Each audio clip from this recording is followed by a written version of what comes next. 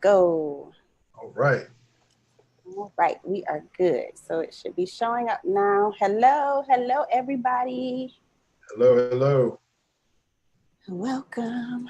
Come on in, make yourself comfortable because this is going to be an amazing conversation. Of course, we had some technical difficulties tonight. Of course we did, but we're good. We're good. Come on in. Come on in. Hi, sister. All right, so minimize this. We are good to go. Okay. Hey, Ulysses. Hello. Hey, Mo. Come on in, make yourself comfortable. This is going to be a great conversation, y'all. So we're going to go ahead and get started because I am excited. For those, if this is your first time tuning in, welcome to Relationship Conversations. I am Siobhan Carter, the You Relationship Coach. And what that means is I am passionate about all things concerning relationships, especially the relationship that you have with yourself. And tonight I have my good friend on who I have known for years. We used to work together. And so he agreed to be on tonight. So Mr. Lee Richardson, why don't you say hello and introduce yourself to the people? Hello, everyone. My name is Lee Richardson. As Siobhan said, we worked together for years and we have stayed in touch, and I followed her career, and I'm very proud of her and really excited to be here tonight. So thank you. Thank you. And I'm really good friends with his beautiful wife, Emily. Hey, Emily. Hey, Emily. All she's right. Actually, huh? I said she's actually at church right now working in the nursery. Okay. All right. Well, she'll be watching this later, I'm sure. So, hey, Em. Yeah. All right. So we're going to have a good conversation tonight. We're going to talk about this federal government shutdown and how it has impacted men. And we're only talking from one man's perspective, but I wanted to have this conversation. Now, I know that federal government employees are back at work. There's a continuing resolution in place for 3 weeks. So the shutdown is over, hopefully for good. Hopefully we won't have to go back to that nightmare. But I still wanted to have the conversation because people are still being impacted by it. So I thank you, Lee, for agreeing to come on tonight and have this conversation. So sure. Let's get into it because you are a husband, you are a father, and most importantly, you are a man. So I want to hear just your overall attitude about the shutdown. Sure. When I find myself in a situation, particularly if it's somewhat of a negative situation, mm-hmm. I like to take a step back and see where exactly I am. And then I like to ask myself, how did I get there, right? Mm-hmm. So in this case, I think about, the Bible talks about that the steps of a good man are directed by the Lord. Mm-hmm. So I started examining my life. And so in this case, I see that I have resources and I have responsibilities. Mm-hmm. So from a resource perspective, I have a job and my wife has a job.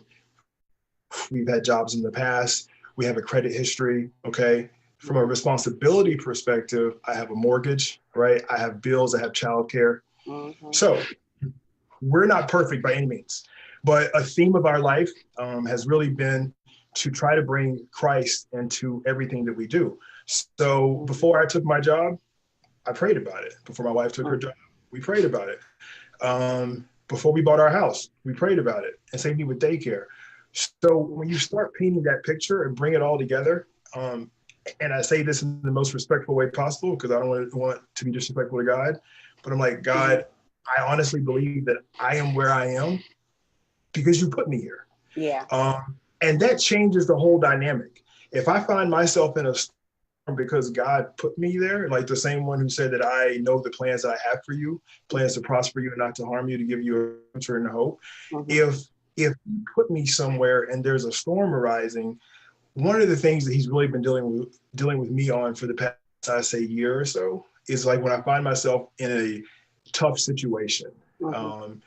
I think the first time he showed me this, I was trying to be a good husband and I said something to my wife and she responded with something completely took me off guard. Mm-hmm. And God responded to me, that surprise didn't surprise me. Mm-hmm. And we find ourselves in situations like God wasn't surprised by the furlough. So Mm-hmm. when he told me to take my federal job 4 years ago, it's crazy to think about, but he knew this was going to happen. And so that's why it's so important that when I signed my mortgage 2 years ago and when I don't buy a new car last year, that all the steps along the way, he knew what storms were coming. Mm-hmm. So if you find yourself in a storm, just try to think about, did you get there because God placed you? I'll just add one more thing on that. Whenever the disciples found themselves on the boat and Jesus was asleep in the storm, Mm-hmm. if you back up a couple of scriptures, he's the one that told them to go across the sea in the first place. Mm-hmm. So when you find yourself on that boat, you can have peace in that Christ put me here.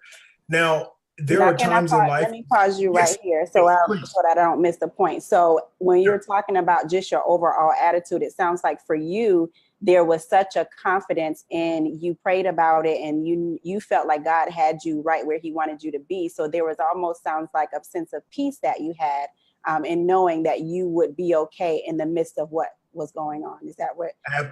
Absolutely. Gotcha. And so if the storm was not meant to destroy me, because the Bible talks about that Christ will not tempt us, but he does test us. Mm-hmm. The difference in my mind between a test and a temptation, if I tempt you with a piece of chocolate cake, the objective is for you to eat the cake and to fail. Mm-hmm. But when you have a good teacher, a test is to pull knowledge out of you. It's not for you to fail. And so so I take a step back and say, if he's not trying to make me fail, what is he trying to teach me in this situation? So we took a step back and I said, and just, trying to prepare the family and say, we're going through a storm. Let's make sure that we stay on the same team. Like try not to be short with each other, just all that stuff that comes from the outside. If we stay together on the inside and not let those pressures get to us, then I think that's a winning combination. Gotcha. So, what I'm hearing you saying is from a spiritual perspective, that is almost what sustained you during this time. Did you have periods where you just started to feel down or discouraged or anything during this process since it went on for so long? Like, how did you feel not receiving a paycheck? Yeah. For me, it was less about the paycheck and more about the uncertainty of like knowing if I was going to work or not, and struggling to feel productive. And it's crazy because I had a lot of stuff to do because I'm actually a graduate student right now as well. And I have 2 children and involved in church and I try to work out. So I had stuff to do, but there's just something that feels very unnatural about not going to work. Wow. And it just feels very unnatural too, because it's one thing to have a 3-week vacation and know that I'm taking off this day and going back this day, but literally to wake up and not know like if you're going to work on the following day or not, it's just very strange. So to answer your question, there was a day 2 Thursdays ago. It was probably the roughest day that I've had in about a year. Wow. Because it was just weighing on me and I just felt like I wasn't being productive and it just really got to me. Yeah. And I love that because like you said, it's unnatural for a man not to feel like he's being productive because that's how you're wired. That's how you're created. You were created to work and to produce. So not being able to do that, I'm sure it puts you in a space where it's like, okay, what is going on here? You know what I mean? And you have your tools that you can pull on, but it's still that natural part of you that is like, what is happening? Right. Right. Yeah. So thank you for sharing that. So go ahead. The other thing about that is like when you're going to the office and like you can say, okay, I spent 8 hours at the office or 10 hours at the office. Like there's this nice chunk of contribution. Like I did this today. Yeah. When you're at home, you have to start doing this calculation. I did 2 loads of laundry. And you're trying to piecemeal your value. Yeah. Right. Yeah. And that's what becomes exhausting. And I think honestly that like that's sometimes like what stay-at-home parents go through because they're trying to piecemeal like their value. Okay, I did a load of dishes, I did this, I did that, and you're trying to squish it all together.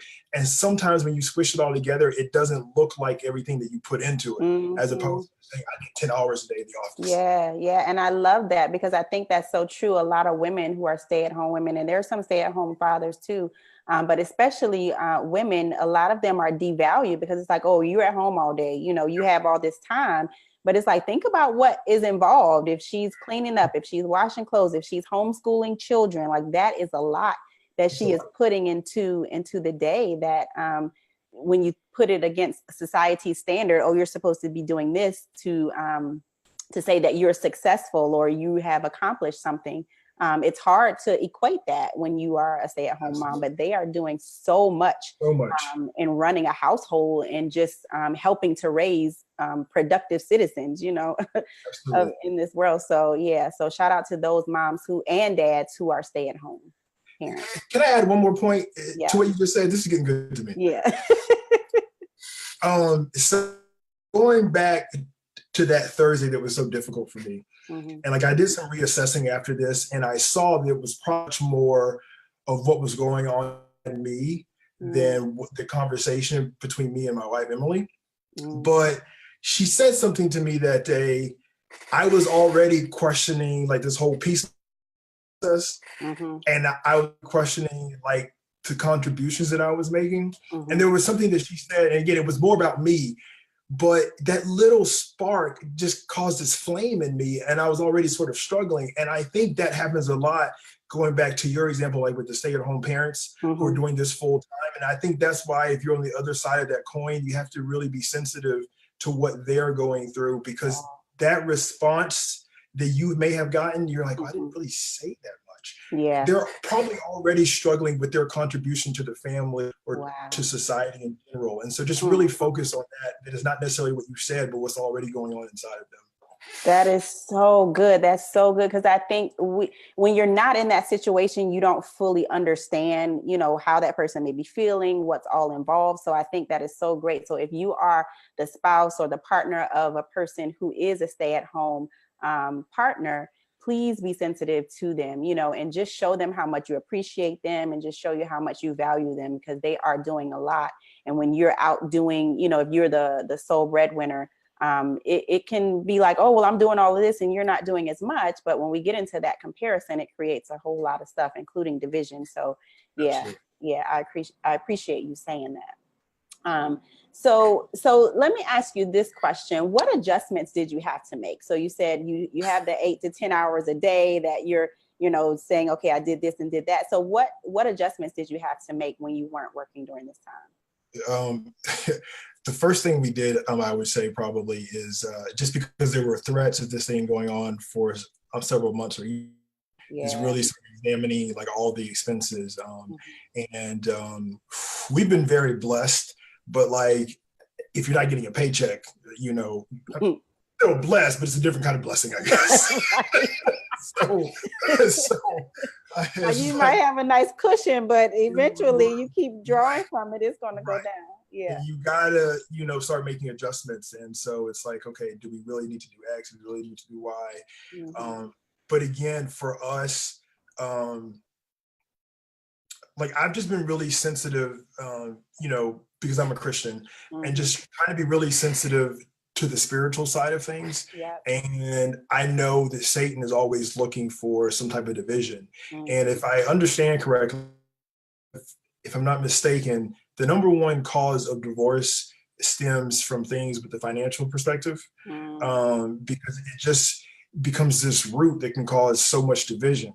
And when people start to feel financial pressure, it really chips away like at their security. It can chip away at their self-worth and value. If there are things that you were able to do when you had more money, then it can chip away at your fun. And so like it really just becomes this thing that can really be poisonous. And so I was really focused on, okay, let's rally the troops and let's understand what this situation is and where Satan is going to hit us from. It doesn't, you know, the Bible talks about no weapon formed against you shall prosper. I think it's interesting because sometimes we act like that scripture said no weapon will form against You're right. He Yeah. says it won't prosper. Right. Doesn't mean So it in ain't my gonna form. mind, Yeah. it could form. Mm-hmm. And I think you might even get hit with the weapon, because for the weapon, in my mind, to prosper, then it has to take you out. And so you may have bumps and bruises, but it won't prosper. And so just really trying to focus on that part. You know what's interesting? Something that you just said, where I'm thinking about, even in my own life, and probably for many of us, when you're put in a position where you are blessed, you know, and you have resources, and you're able to do a lot of things that you desire to do, when that shifts and you are no longer in that space for a season, you know, it's like it really does hit up against, like, what have I really been relying on, you know, all this time? Have I put pride in being able to have this amount of money and do all these things? So I'm sure there was an emotional, mental adjustment as well, to where, like, okay, you know, am I putting my value in these possessions? You know what I mean? Or Absolutely. am I just understanding that, you know, with or without these things, I am still, you know, secure in who I am. So I'm sure that there had to be something going on mentally, spiritually, emotionally in that area. Absolutely. Yeah. No, I think that's a very good point. And again, just speaking from a Christian perspective, like, I just think it's so important to be thankful. And so I've been really blessed, but I don't think I deserve it. Right. Now, I don't want man to come take it from me. You know? Right. Like, you don't then we deserve can it. talk Let about me have that. some of it. Right. Yeah. No, see, that's mine. Okay. But if the Lord moves, you know what I'm saying? Like, Lord give it, Lord take it. And so, like, what I have, I don't deserve. And so just the audacity to, like, to question God, like, he doesn't owe me anything. And so, like, I think we really have to watch that temptation to be arrogant and to over rely on the goods and not on him, you know? Yeah, that's good. So what advice would you give to men who may be struggling from the impacts of this shutdown, who may have had a hard time going through, even if it wasn't this shutdown, if they lost their job, if they can't work for whatever reason, what advice would you give to a man who is really having a hard time? Right.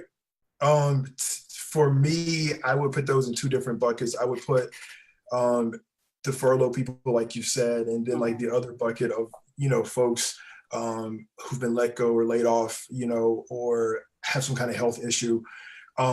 So for the first bucket, again, I would say that, like, one of the things I try to do is I try to look at, okay, where am I at?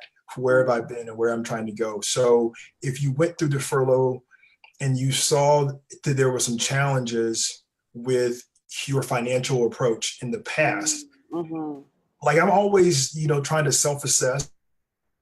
And I actually told my wife, and she kind of gave me a side eye. I told her I was looking forward to it to some extent, because I have a different approach to finances, and she has allowed me to lead in that direction. And I have this whole theory behind it. And this was the first real life test that we had of it. And so I wanted to see if it worked. And it did work. But so like, but if it didn't work, then I would be reassessing, okay, where did I go wrong? And so if you find yourself in that shoe, then I would say to see what you can do to sort of correct your plan.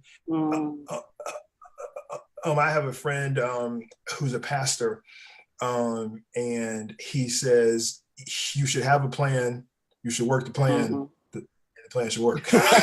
Right. So, but for that other bucket, I guess, like, my heart really goes out to those people, because I know if I was in that bucket, I would really, really struggle, because that starts to chip away, like you said, the manhood feelings, like your value and your self-worth. So I think, first of all, kind of like you were saying a few minutes ago, I think we all have to really try not to find our value and self-worth in what we do. It's very hard to sort of pull those apart, but I think you try not to find your value and self-worth in that. And then secondly, I would say to try to get a understanding for why you're not able to work at that particular time. If it's the health, then I think that's something else. But is there something that you can do to put yourself in a better position? And I would start working on that right now. And I heard a sermon years ago by T.D. Jakes, and he was talking about how he did what he had to do. Mm-hmm. He got out and dug ditches. Yeah. There is something in you, like whether you're male or female, I think God created you to contribute. Yeah. And if you contribute in this way, you have to find another way to contribute. Mm-hmm. And then as a man, okay, so you got to eat. So find some way to make money, even if it's something that you feel is beneath you. Mm-hmm. So like if the furlough were to go on for an extended period of time, like there might be something that's not a professional job, just outside what I went to school for, mm-hmm. that I might have to consider. And I think that's what you have to do. Yeah. And then I would just speak to the spouses of anybody who wants to work and can't work, mm-hmm.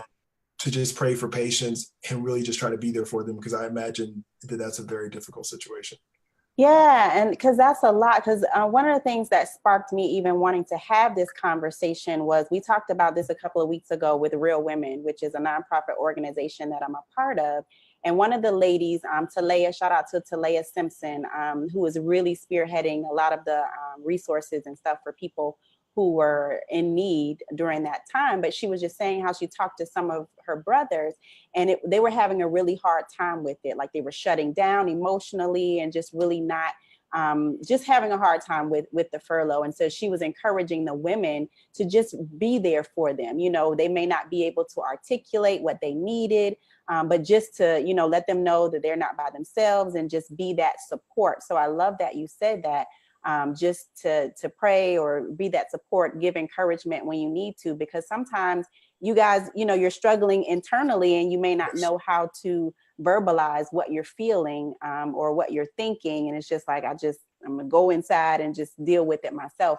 And then us as women, we're like, well, what do we do? So so I'm glad that you said that, because it can be kind of hard for us when we don't know what to do, Absolutely. Mm-hmm. Yes. Yeah. Okay. So what are some things, now we're talking kind of on the flip side, what were some of the blessings in disguise as a result of the shutdown? One blessing was, like I said, I have a different approach to finances or whatever. And so the opportunity to really test that and come out with flying colors. So I was thankful for that. Yeah. The other thing is I'm a graduate student, like I mentioned earlier, and to start this semester, we started in January, and we had 3 class weekends, which can be very taxing. And to not have work for those 3 class weekends is going to pay dividends in the future, because I was able to cook more dinners and do more laundry and do more stuff around the house. But I also was not going to work. So I'm not quite as tired, and my wife is not quite as tired. And as we gear up now to get ready for the rest of the semester, we're just in a better place. I also spent a whole lot more time with the kids. Prior to being a part of the graduate program, I spent more time with the kids than I do right now, but it's just very important to me as a father. And so to be able to get schoolwork done, spend time with the kids, do dinners and all that stuff was a real blessing. Yeah, that's amazing that you were able to find things, for yourself to do, and to know that you had those resources kind of saved up, so it really didn't impact in a huge way like some other people that were struggling with this. So that's beautiful. Can I add something there too? It was such a blessing to us. This just occurred to me the other day. Because I had a friend from college, and he and his family, just out of the blue, sent us some money just to be a blessing to us. And he said to me, it's not much. And I told him, I was like, when God flooded the earth with Noah, that's a pretty big deal. Much bigger than a furlough. And then he provided a rainbow as a sign. Yeah. And the sign of his goodness doesn't always have to be as big as the thing that you're going through, but it's a sign that he's there. And there's just so many people who came up and gave us this or $20 gift card for that. And just God's provision was just so touching.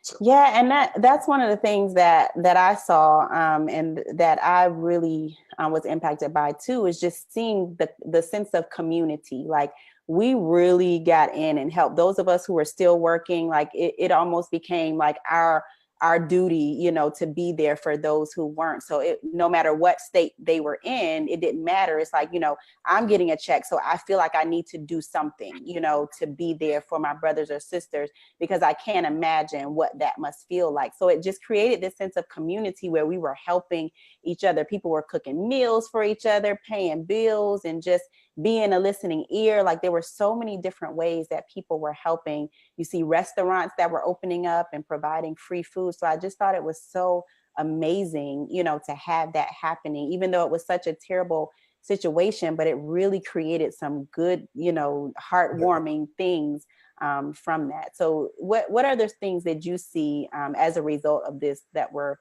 blessings in disguise, not just for your family, but just overall? I think this, I think that this is in deep disguise. Okay. I feel like we're at such a place in our country where we're just so divisive right now. Mm-hmm. And I feel like that, and I'm not trying to be partisan, but I feel like there was some silliness on both sides, like a whole lot of tit for tat stuff. Don't worry about the State of the Union. Don't use my plane. I just, Right. and like, I think it's an opportunity for people who want to be reasonable to say, you know what, this isn't working for anybody.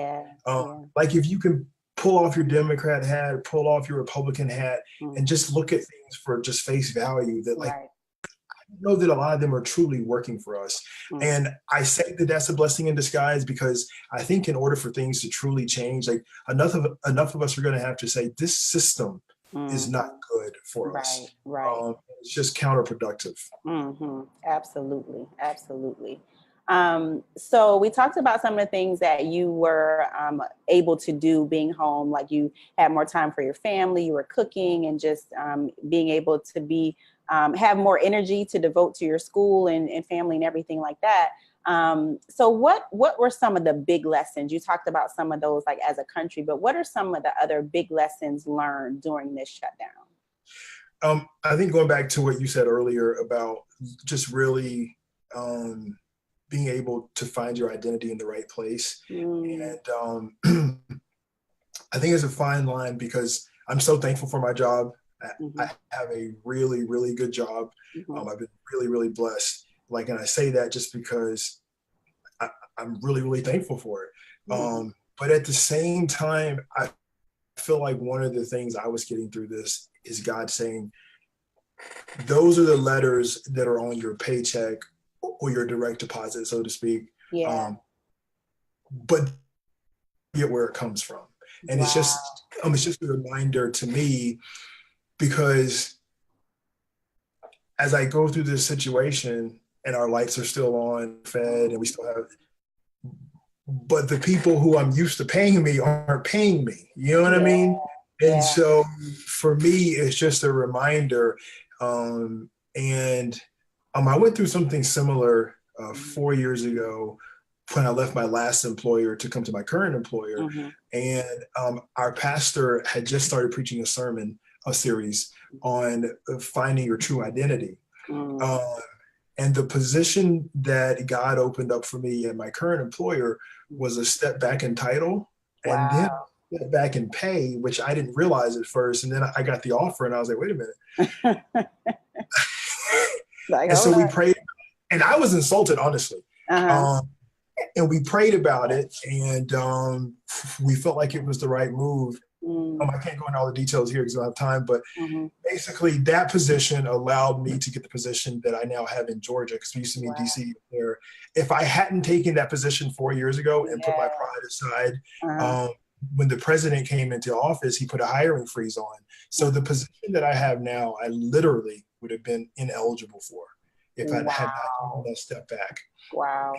And I could go into more detail about it, but I mean, from a high level, like I could not have gotten the job that I have now. And so now going through this process, okay, I have this wonderful job. And it's like, okay, you're going through this, to this furlough, and I'm still taking care of you. And so for me, it's just a constant stripping of like understanding that you're blessed, but understanding where the blessing came from.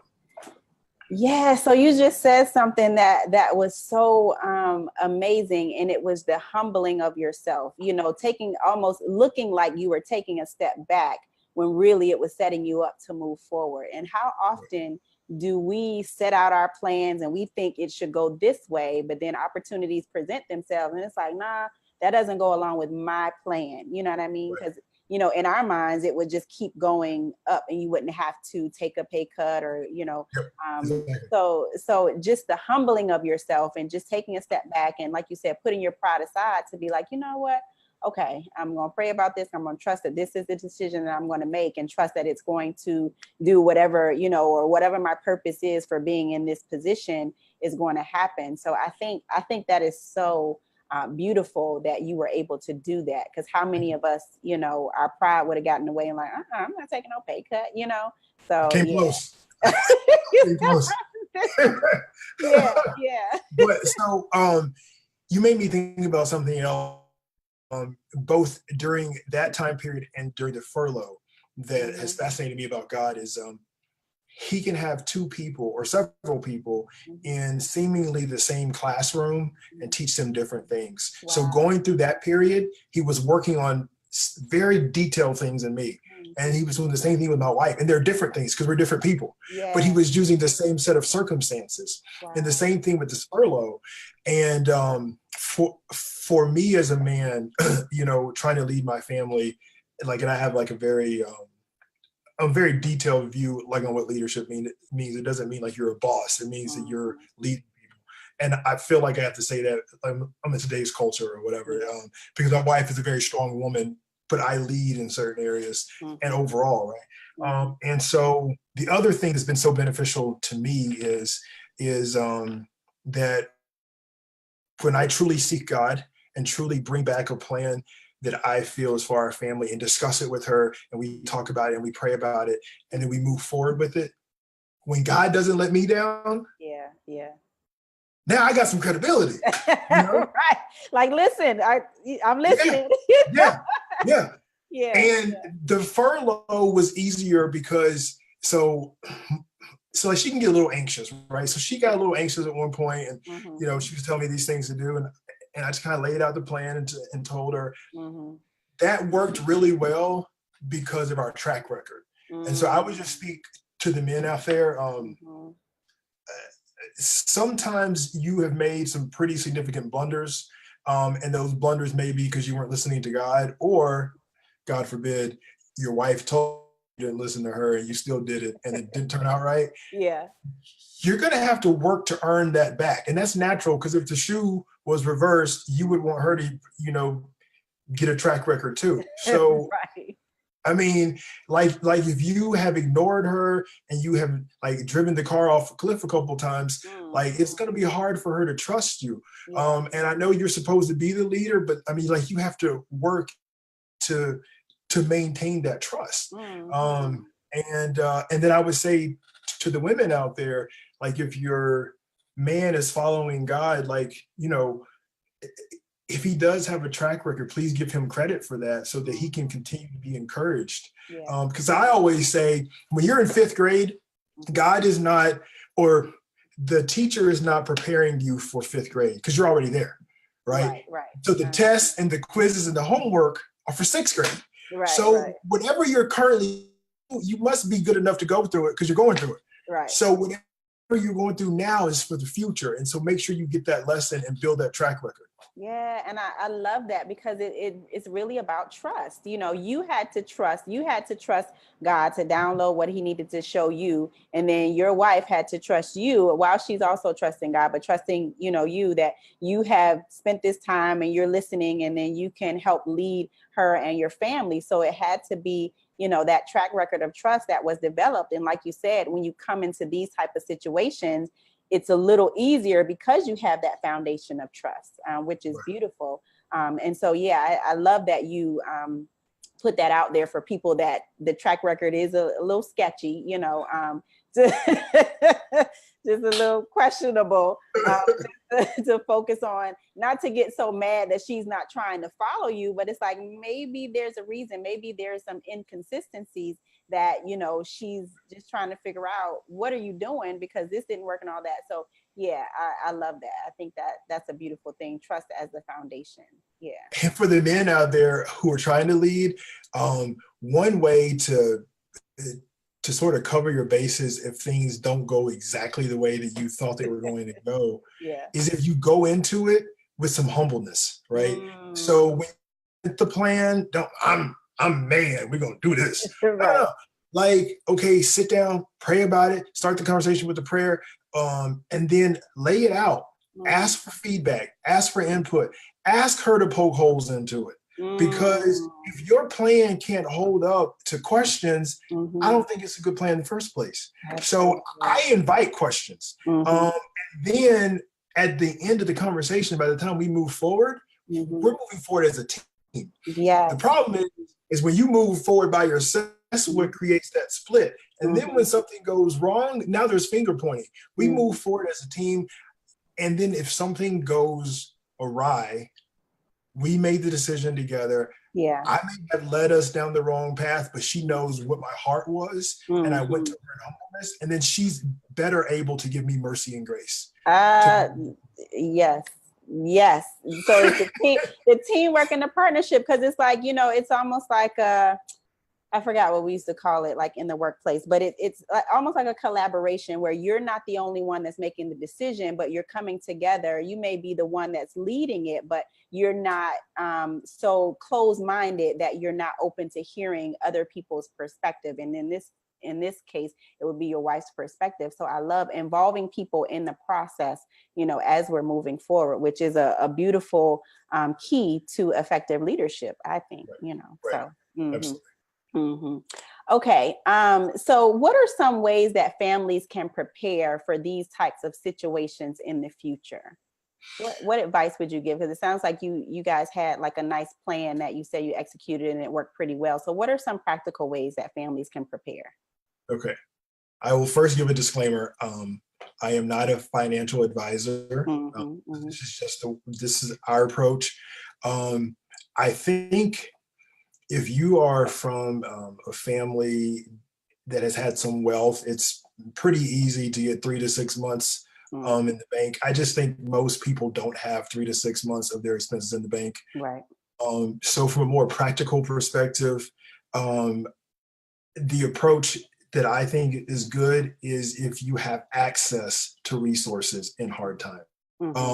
In my view, if you can be disciplined with finances, if you have car debt or student loan debt or some other debt, and you're saving all this money for a rainy day, in my view, if you have a good credit score, if you have other resources that you can draw upon, then there's not a whole lot of sense for it to sit in a low bearing interest while you wait for a rainy day. You have other things to pay. So basic kind of summarize it is, for me, it's not just about a savings account. It's about your overall financial outlook and your overall financial health. So if you can put money away for retirement, see, because you have to look for as well. And I think like one way to do that, if you have a job and your employer is going to match towards your 401k, that's tax-free earnings that are going to your retirement account, that if you had a really rainy day, and I say really rainy day because you really don't want to draw on that unless you absolutely have to. Right. But if you have to, you can. So you can have a saving, so to speak, that's working towards your retirement. And if you truly do have a rainy day, because a lot of people don't have these rainy days as often as we act like they do. Right. So a lot of times that rainy day fund ends up being like new shoes and things.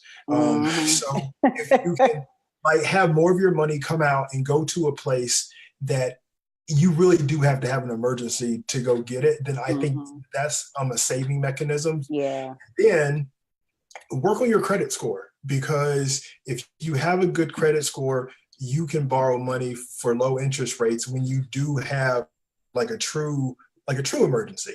Mm-hmm. And so just manage that whole outlook.